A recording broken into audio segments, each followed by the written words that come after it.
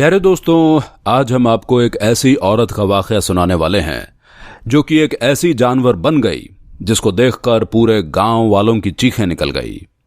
आखिर उस औरत ने ऐसा कौन सा गुनाह किया था जिसकी अल्लाह ने उसको ऐसी भयानक सजा दी।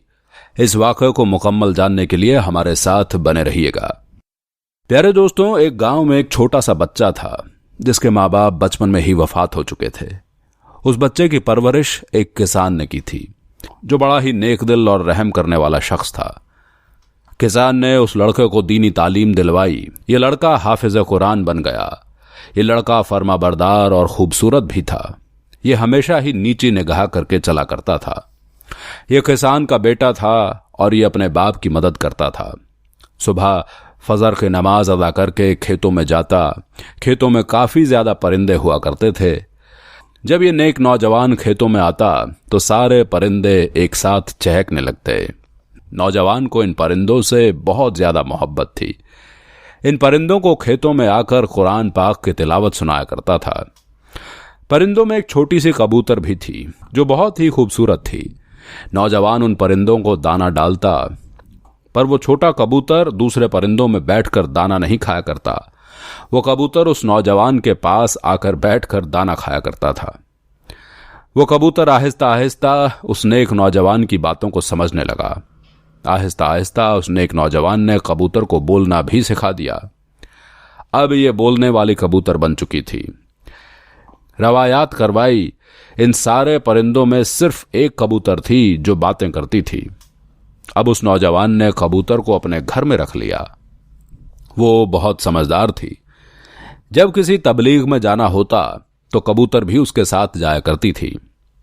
एक दिन वो नौजवान अपने किसान बाप को कहने लगा, बाबा जान, मुझे 2 महीने के लिए तबलीग पर जाना है। किसान ने अपने बेटे को तबलीग पर जाने की इजाजत दे दी। कबूतर हर जगह उस नौजवान के साथ रहती थी। तबलीग पर भी नौजवान उसको अपने साथ ले गया। ये नौजवान जिस जगह पर तबलीग पर गया वहां पर काफी लोग मुसलमान थे। उनमें से एक अल्लाह वाले बुजुर्ग थे जो उन सब के उस्ताद थे। अल्लाह वाले बुजुर्ग ने अपने गांव में तबलीग लोगों के लिए एक खास जगह एहतिमाम कर रखी थी।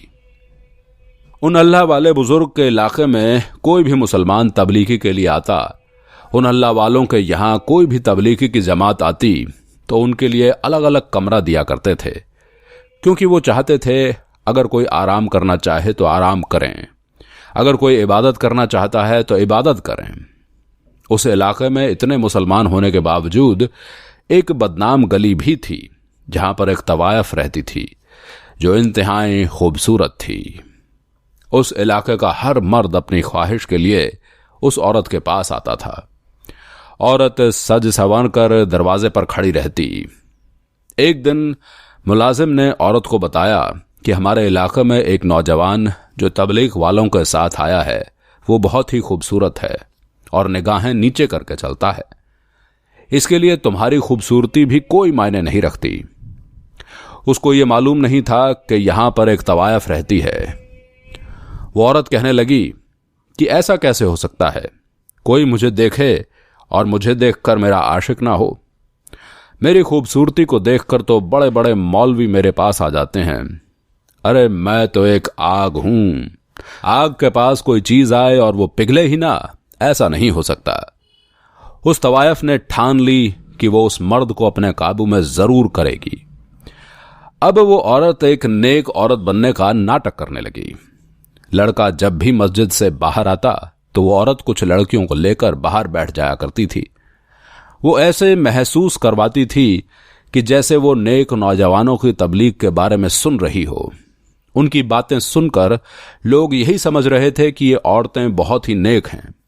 ये औरत किसी छोटी सी बच्ची को उसके पास भेजती है और उस नौजवान से एक इस्लामी किताब मंगवाती है। यही सिलसिला चलता रहा, मगर नौजवान ने एक बार भी उसकी तरफ नजर उठाकर नहीं देखा। एक दिन वो नौजवान लोगों में तबलीग कर रहा था। उस औरत ने बीमारी का नाटक किया और उसको कहने लगी कि मेरी तबीयत बहुत ज्यादा खराब है, आप मेहरबानी करके मुझे किसी डॉक्टर को बता दें। उस वक्त ये औरत हिजाब में नहीं थी। फिर भी उस नेक नौजवान ने उसकी ओर आंख उठाकर भी नहीं देखा था। दूसरे दिन जब नौजवान अजर की नमाज अदा करके मस्जिद से निकला तो उसने सोचा कि थोड़ी देर के लिए आराम कर लेता हूं, मेरी कबूतर को भी भूख लगी होगी, उसको दाना डालकर वापस आ जाऊंगा। उस नौजवान को अल्लाह वाले ने एक छोटा सा कमरा दिया हुआ था। उस औरत ने देखा कि आज ये नौजवान अकेला है। उसको देखते ही वो बेहोश हो गई। उसकी मुलाजिम उसको होश करवा रही थी कि जब उस नेक नौजवान ने देखा और वो कहने लगा, ये कौन है, बीमारी की हालत में यहां बैठी हुई है।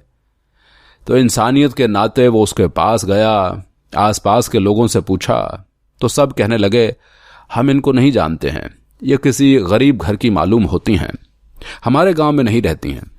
उसकी मुलाजिम से पूछा तो वो भी कहने लगी कि मैं इनको नहीं जानती।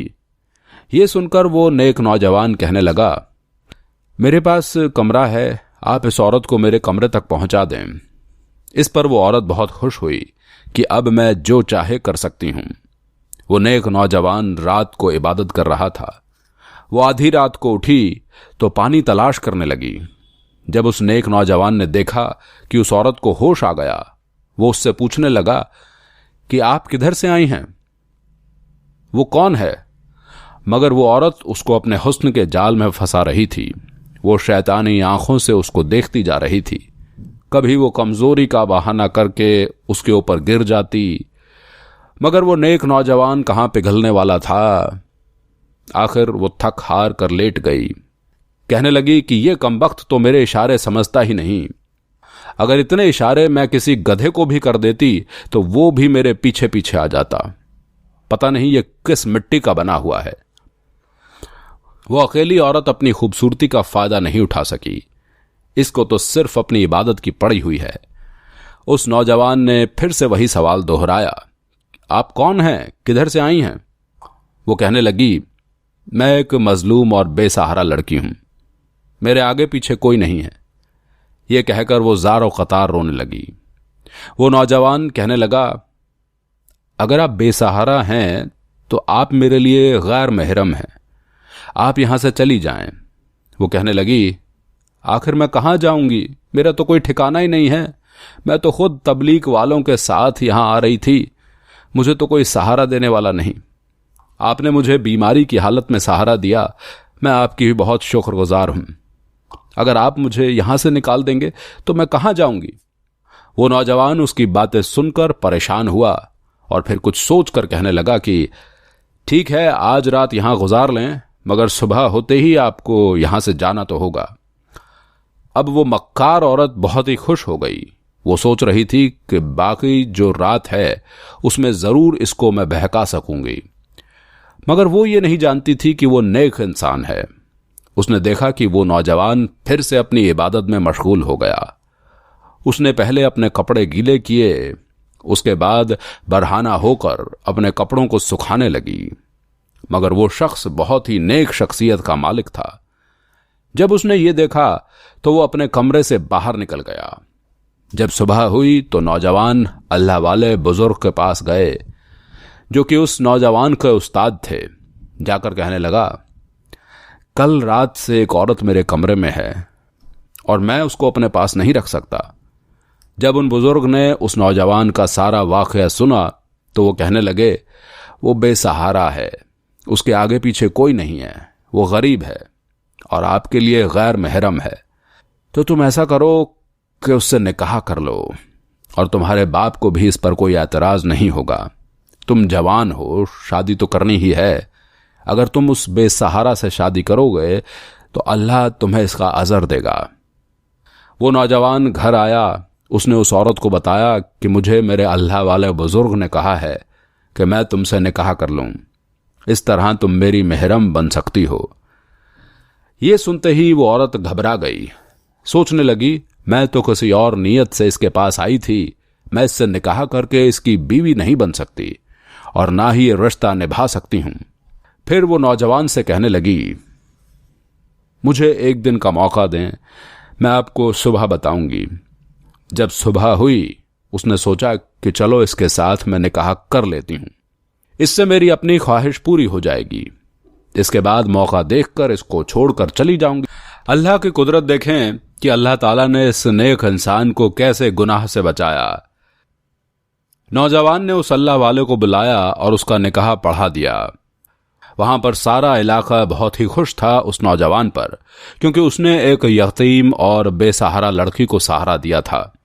सब लोग बहुत खुश थे इस निकाह पर। कबूतर भी बहुत ज्यादा खुश थी कि उसने बेसहारा यतीम लड़की को सहारा देकर सबको खुश कर दिया है। ये लड़की वो औरत थी कि इस इलाके का कोई ऐसा मर्द नहीं था जो इसके पास नहीं गया हो। ये औरत तो अपनी जिद पूरा करने के लिए उस आदमी के साथ गलत काम करना चाहती थी, मगर अल्लाह ताला को यह मंजूर नहीं था। अब वो दोनों शरई तौर पर मियां बीवी थे। ये औरत तो एक रात में कई मर्दों के साथ सोया करती थी। ये सारी जिंदगी एक मर्द के साथ गुजार नहीं सकती थी, इसलिए चंद दिन में उसका दिल अपने शौहर से भर गया। अब वो उससे जान छुड़ाना चाह रही थी। वो औरत एक नेक औरत बनने का नाटक कर करके थक चुकी थी। उस औरत ने अपनी इस मुलाजिम को बुलाया और कहा, मुझे यहां से निकलने का कोई तरीका बताओ। मैं तो तंग आ चुकी हूं। इस घर में मेरा दम घुटता है। मुझे अपनी वही तवायफ वाली जिंदगी वापस चाहिए। वहां मेरे पास तरह तरह के लोग आते थे और बहुत सारा पैसा देकर जाते थे, और यहां पर इस मनहूस मौलवी के पास कुछ नहीं, और ये ठीक से मेरी ख्वाहिश को भी पूरा नहीं करता। सारी रात अपनी इबादत में लगा रहता है। इसकी मुलाजिम कहने लगी कि आप अब एक इज्जतदार शख्स की बीवी हैं। आप अपने आप को खुशकिस्मत समझें कि आपको इतना नेक और खूबसूरत शौहर मिला है। इस नौजवान की बीवी होने के नाते आप पर्दे में हैं। जिस दिन यह पर्दा उतरा उस दिन सारा इलाका आपको जान जाएगा। मुलाजिम ये कहकर वहां से चली गई। वो औरत मायूस होकर बैठ चुकी थी। अब उसको खुद ही यहां से निकलना था, मगर कैसे निकलना था ये वो खुद भी नहीं जानती थी। फिर उसने सोचा कि मेरा शौहर तो हर वक्त घर से बाहर ही रहता है, सारा दिन और सारी रात तबलीगी जमात के साथ फिरता रहता है। अब उस औरत ने उस अल्लाह वाले नेक नौजवान के घर को गंदा करना शुरू कर दिया। उसके घर को तवायफ का घर बना दिया। अब वो उस नौजवान के घर में कई कई मर्दों को बुलाने लगी, उनके साथ जिना करने लगी। एक रात को वो नेक नौजवान अपनी इबादत से मसरूफ था। उसकी बीवी 2 मर्दों को लेकर दूसरे कमरे में थी। सारी रात फाहिशा औरत के साथ जिना कर रही थी। वो मर्द सारी रात उस औरत के साथ जिना में थे। फजर की अजान होते ही वहां से चले गए। जब उस नेक नौजवान ने अपनी बीवी को देखा तो कहने लगा, क्या तुम आज सोई नहीं? मुझे तुम्हारे कमरे से आवाजें आ रही थी। वो घबराकर कहने लगी, नहीं, मैं तो सारी रात इबादत में मसरूफ थी। फिर उस औरत ने सारी रात जिना में गुजारने के बावजूद इतना बड़ा झूठ बोला था। अब उसने वही मुलाजिम अपने पास रख ली। अब उसके पास दिन रात कई कई तरह के मर्द आने लगे उसके कमरे में, मगर फिर भी वो अपने शौहर को जिंदगी से निकालना चाहती थी। वो अपनी मुलाजिम से कहने लगी कि मैं अपने शौहर को कत्ल कर देती हूं। वैसे भी ये अनजान इलाके में आया हुआ है, किसी को कुछ मालूम ही नहीं होगा। मैं अपने शौहर का कत्ल कैसे करूं कि किसी को पता ना चले। एक दिन उस औरत ने एक आदमी को अपने घर बुलाया जो कि औरत के साथ जिना कर रहा था। वो सजी सवरी उसके साथ थी। एकदम से दरवाजा खुला तो सामने वही नौजवान खड़ा था। वो अपनी बीवी का ये रूप देखकर हैरान रह गया। ये औरत भी अपने शौहर को देख रही थी कि आज इस वक्त ये घर पर कैसे आ गया। वो आदमी जल्दी वहां से भाग गया। वो नौजवान अपनी बीवी से पूछने लगा, आखिर तुम चाहती क्या हो? ये तुम क्या कर रही थी? उसने सब कुछ अपने बारे में उसको बता दिया। अब उस नौजवान से तलाक का मुताबला कर रही थी। उस नौजवान ने अपनी बीवी को सीधे रास्ते पर लाने की बहुत कोशिश की, मगर ये औरत उस नेक नौजवान पर चिल्लाने लगी, कहने लगी कि मैं तुम्हारी बीवी हूं, तुम्हारे सामने सज सवर कर आती हूं, तुमने मुझे कभी देखा ही नहीं। मुझ पर इस इलाके के सारे मर्द जान छिड़कते हैं, मुझे तुम्हारे साथ नहीं रहना। वो नेक नौजवान अपनी बीवी को सारी रात समझाता रहा, कहता रहा कि तुम्हारी हर गलती को मैं माफ करता हूं, ये काम छोड़ दो, बस हम जल्दी ही अपने इलाके में चले जाएंगे। जब तुम्हें मेरे बाबा देखेंगे तो वो बहुत खुश होंगे। वो सोचने लगी कि ये कैसा मर्द है जो अपनी बीवी को दूसरे मर्दों के साथ देखकर भी मुझे छोड़ने को तैयार नहीं। फिर उस मक्कार औरत ने एक और अपनी मुलाजिम के साथ प्लान बनाया। वो अपने शौहर को जान से कैसे मार डालेगी। उसकी मां ने उसको बारीक कांच के शीशे लाकर दिए। उस शीशे को पीसकर उसने पाउडर बनाया। ये सब कुछ वो कबूतर देख रही थी। फिर उस शीशे के पाउडर को सालन के अंदर मिक्स करके अपने शौहर को दे दिया खाने को।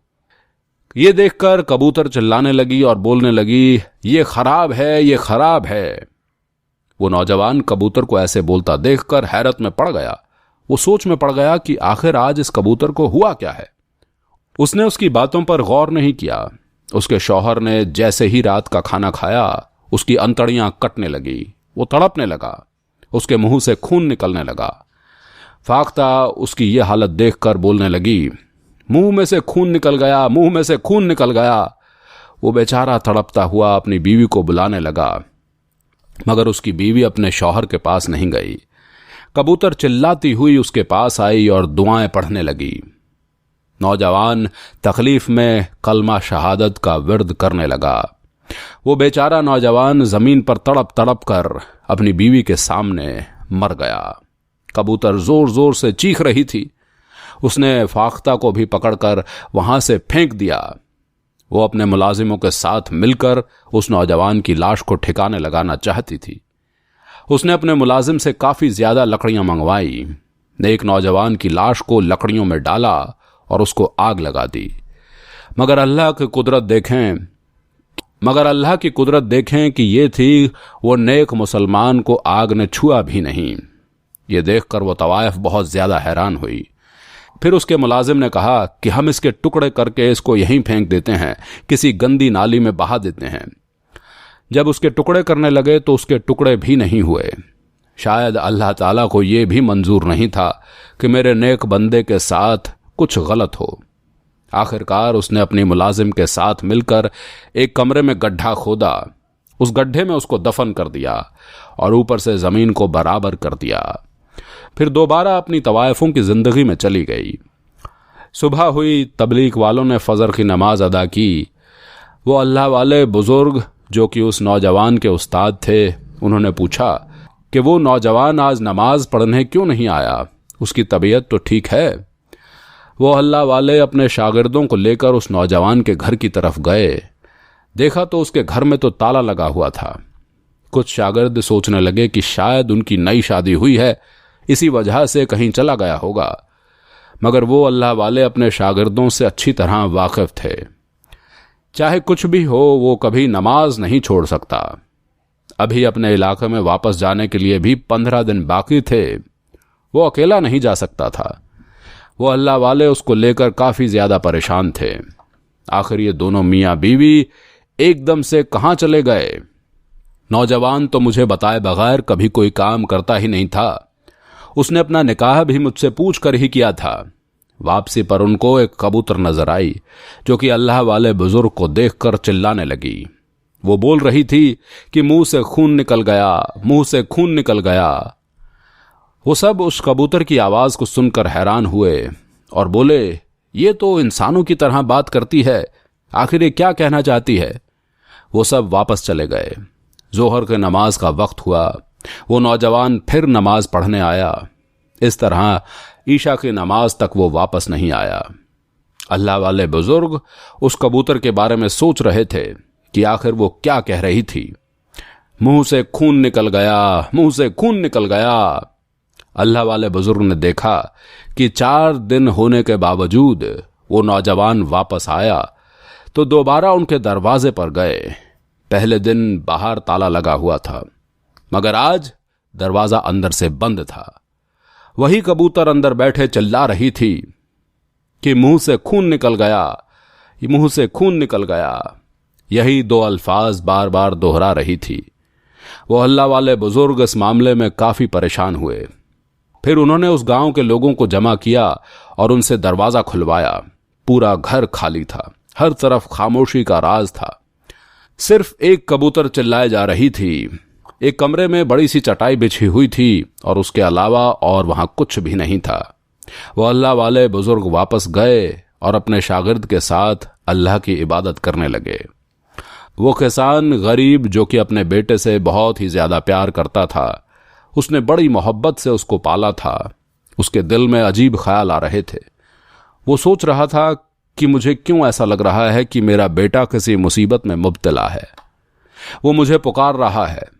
यही सोचते सोचते उसका बाप सो गया। उसकी आंख लग गई। उसने ख्वाब देखा कि उसका बेटा उसके सामने खड़ा है। उसका जिस्म जगह जगह से कट रहा है और आंखें बंद किए आसमान को देख रहा है। सुबह हुई तो उसका बाप बहुत ही ज्यादा परेशान था। वो सारा दिन परेशान रहा और इधर उधर भटकता रहा। उसका बेटा उसकी मदद के लिए पुकार रहा है और रो रहा है। इसका जिस्म पूरा खून से भरा हुआ है। 3 दिन मुसलसल वो यही ख्वाब देख रहा था। वो जल्दी से उसी जगह पहुंच गया जहां उसका बेटा जिस इलाके में तबलीग के लिए गया हुआ था। वो आते ही अल्लाह वाले के पास आया और उसने अपना ख्वाब उसको बताया, तो वो भी वो सुनकर काफी परेशान हो गए और अल्लाह वाले इबादत में मजीद इजाफा कर रहे थे।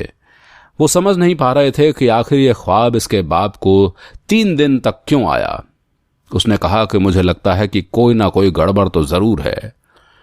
फिर अल्लाह वाले बुजुर्ग ने उसके बाप को कहा कि तुम फिक्र ना करो, अल्लाह वाले कुरान वजीफा शुरू करते हैं। जैसे जैसे वो कुरान पढ़ रहे थे, आंखें बंद किए हुए उनको कुछ चीजें नजर आ रही थीं और वो उसी नौजवान का कमरा था जिस कमरे में वो रहा करता था। वो जब भी आंखें बंद करते उनको वही कमरा और वो चटाई दिखाई दे रही थी। वो बार बार उस कमरे का सोच रहे थे कि आखिर मुझे वो कमरा बार बार क्यों दिखाया जा रहा है। अल्लाह वाले बुजुर्ग ने अपने शागिर्दों को और उसके बाप को साथ लिया और उसके घर की तरफ चले गए। उनके घर का दरवाजा तोड़ा गया। कमरे में चटाई यूं ही बिछी हुई थी। उस चटाई को उठाया और अल्लाह वाले ने शागिर्दों को कहा कि यहां से जमीन खोदो। जैसे ही वो जमीन खोदी गई तो उसके बाप के ऊपर तो जैसे कोई पहाड़ ही गिर पड़ा। वो तड़प रहा था और रोने लगा। कह रहा था कि मेरे बेटे का ये हाल किसने कर दिया। वो तो सोच भी नहीं सकते थे कि उनके बेटे के साथ इस तरह होगा। उस कमरे में उसको दफन किया गया, वो भी बिना कफन के। उसकी आंखों में आंसू थे। वो नेक नौजवान तो कब्र में सोया हुआ था। उसके मुंह से खून निकल रहा था, मगर उसका चेहरा नूरानी था। उसका चेहरा चमक रहा था। उसके जिस्म पर सुर्ख रंग के धब्बे थे। वो अल्लाह वाले उस कबूतर को देखने लगे जो पहले दिन से उन्हें गवाही दे रही थी, मगर उनकी गवाही उनको समझ में नहीं आई थी। वो अल्लाह वाले चारों तरफ देखने लगे और उसका बाप यूं ही अपने बेटे को देख रहा था। उसने सोचा कि अगर ये यहां दफन है तो इसकी बीवी कहां गई। अल्लाह वाले बुजुर्ग ने उसके बाप को कहा, पहले तो हमें इसको दफन करना चाहिए। सबसे पहले उसको दफन किया गया, उसकी तबरीर की गई, उसका जनाजा पढ़ाया गया। उसके वालिदैन और उसके पास के इलाके के बहुत ज्यादा लोग जमा थे। जब उस नेक नौजवान को दफन किया गया तो अल्लाह वाले उसके बाप को लेकर दोबारा उस घर में आए। कबूतर उन दोनों को देखकर खामोश हो गई, वैसे खामोश थी जैसे ये बोलना चाहती हो। फिर अल्लाह का करिश्मा ऐसा हुआ कि ये बात बिल्कुल इंसानों की तरह बोलने लगी। कहने लगी, अल्लाह के बुजुर्ग, वो औरत जो इस नेक नौजवान की बीवी बनी थी वो एक तवायफ थी। वो ऐसी तवायफ थी जो हर रोज कई मर्दों के साथ जिना करती थी। उस नेक नौजवान को जिना की दावत दी थी उसने, मगर उस नेक नौजवान को अल्लाह ताला ने इस गुनाह में मुब्तला नहीं किया। वो औरत अल्लाह की भी गुनाहगार है, इस बंदे की भी गुनाहगार है। उसने हर एक को धोखा दिया। इसी औरत ने इस नेक नौजवान को तड़पा तड़पा कर मारा है। उस औरत ने उस नेक नौजवान के खाने में शीशा पीस कर उसे दे दिया। उसकी अंदर आंतें कट गई थीं। वो उस औरत के सामने तड़प तड़प कर मर गया। कबूतर ये बोलकर खामोश हो चुकी थी। उसका गरीब किसान बाप रोने लगा और कहने लगा कि मेरा बेटा अल्लाह की राह में तबलीग के लिए आया था, वो रास्ते में शहीद हो गया। अल्लाह वाले बुजुर्ग उस कबूतर को लेकर अपने साथ अपने घर चले गए। अब वो अल्लाह वाले बुजुर्ग उसके बाप को लेकर उस औरत की तलाश में निकले। वो अल्लाह वाले उस औरत को तलाश करते करते बदनाम गली में आ गए जहां उस तवाइफ का कोठा था। घर के बाहर खड़े होकर अल्लाह वाले बुजुर्ग ने बड़े ही गुस्से में उस औरत को पुकारा। वहां वो फाहिशा औरत तो बाहर नहीं आई, मगर दौड़ती हुई एक मुलाजिम बाहर आ गई। वो उसका गरीब बाप उस मुलाजिम को कहने लगा कि कहाँ है वो औरत जिसने मेरे नेक बेटे का ये हाल कर दिया। वो मुलाजिम रोती हुई उसके पांवों में गिर गई और उनसे माफी मांगने लगी। कहने लगी कि मेरी मालकिन को उसके गुनाहों की सजा दुनिया में मिल चुकी है। जब उसने एक नौजवान को दफन करके दोबारा वो इस घर में आई थी, बहुत तैयार होकर, वो बहुत ज्यादा खुश थी। किसी अमीरजादे का इंतजार करने लगी और आज वो इतनी खुश थी कि फिर एक अमीर ज्यादा उसके पास आ गया। उस अमीरजादे ने उस फाहिशा औरत को पकड़ने के लिए उसके जिस्म को हाथ लगाने की कोशिश की। उसका चेहरा बदल चुका था, वो किसी खौफनाक जानवर में तब्दील हो गई। सारा कोठा उसको देखकर चीखने चिल्लाने लगा। यहां की सारी औरतों ने अपने गुनाहों से अल्लाह से तौबा कर ली है। उसकी मुलाजिम ने कहा कि हम सब यहां तौबा कर चुके हैं और अपनी मालकिन को हमने एक कमरे में बंद कर दिया है। वो वहां हमेशा चीखती चिल्लाती रहती है और अल्लाह ताला से यहां तमाम लोग तौबा कर चुके हैं। अगर हो सके तो आप भी हमें माफ कर दें। अल्लाह ताला तौबा कबूल करने वाला है। बेशक अल्लाह ताला माफ करने वालों के साथ है। उस औरत को भी मोहलत दी गई थी तौबा करने की, अपने गुनाहों की माफी मांगने की, मगर वो तौबा नहीं कर सकी और दुनिया में ही उसको इबरत सजा मिल गई। आखिर में अल्लाह पाक से यही दुआ है कि अल्लाह पाक हमें हुजूर की बताई हुई बातों से जिंदगी गुजारने की तौफीक अता फरमाए। अल्लाह हाफिज।